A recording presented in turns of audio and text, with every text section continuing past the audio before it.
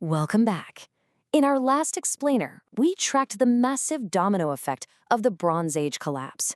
But today we're opening the file on the ancient world's most chilling cold case. They came from the sea, burned the greatest empires on Earth to the ground, and then vanished from history.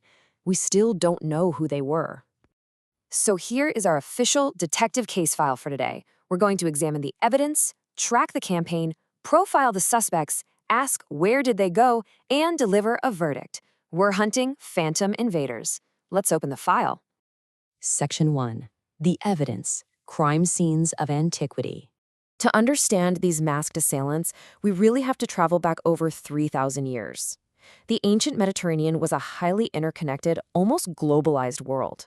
When it all fell apart around 1200 BC, the devastation was absolute. So, what clues did these perpetrators actually leave in the ashes? Well, we basically have two primary witnesses. On one hand, you have the boastful Egyptian victory monuments at Medinet Habu.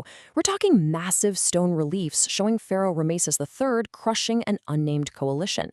But on the other hand, you have something much, much darker, the Ugarit letters. These are desperate, final messages baked right into clay, begging for military aid as enemy ships approached and cities literally burned. One is real propaganda, sure. The other? That is sheer terror. Section 2. The campaign, a trail of ashes. Whoever these people were, they didn't just strike once. They went on a systemic spree. It's like watching a series of dominoes fall. Around 1190 BC, the wealthy trade hub of Ugarit is completely sacked. Next, the mighty Hittite Empire collapses, and its capital, Hattusa, is burned to the ground. Then the copper-rich island of Cyprus is targeted, completely severing its vital economic lifeblood. Finally, in 1177 BC, this absolute tidal wave crashes into Egypt at the Battle of the Delta. The sheer terror of this onslaught was captured on an Egyptian stele, and it serves as the ultimate dramatic centerpiece of our mystery. It says, "They came from the sea in their warships, and none could stand against them." It was essentially a blitzkrieg of the Bronze Age. The traditional land-based armies simply did not know how to stop them. You can really see this when you compare how different empires fared against the threat. The Hittites were absolute masters of chariot warfare, but, chariots are utterly useless against swift seaborne raids. They were wiped off the map. Egypt, however, survived. Ramesses III didn't meet them in the open ocean. He set a trap. He basically lured their ships into the shallow, narrow mouths of the Nile Delta, and once they were stuck, Egyptian archers just rained fire down from the shores. Egypt survived, but the financial and military cost crippled their empire forever. Section 3. The suspects. Profiling the perpetrators. So, having mapped out their trail of destruction, we've got to ask, who were they? The crucial point to remember here is that the Sea Peoples were not one single nation. Our suspect profile points to a pretty motley crew. Were they Mycenaean refugees fleeing a collapsing Greece, or displaced Anatolian tribes like the Luca, who had actually previously served as mercenaries? Or maybe they were just a massive, opportunistic coalition of pirates and migrants. Now, the Egyptians did write down the specific names of these tribes: the Peliset, the Checker, the Sherdin, the Shekelesh. But even today, historians are kind of playing linguistic games, trying to match those ancient names to modern geography. Is there a link between the Sherdin and Sardinia, or the Shekelesh and Sicily? It's a really compelling theory, pointing to origins scattered all across the western and eastern Mediterranean.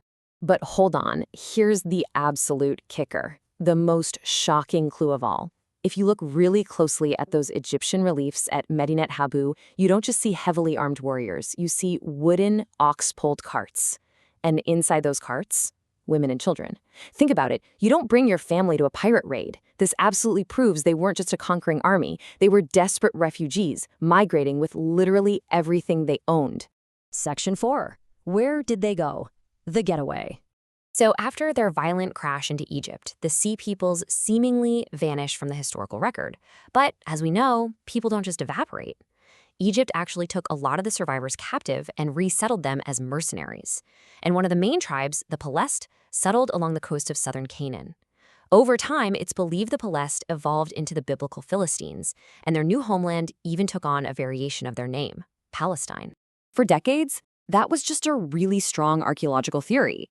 But then came the year 2019.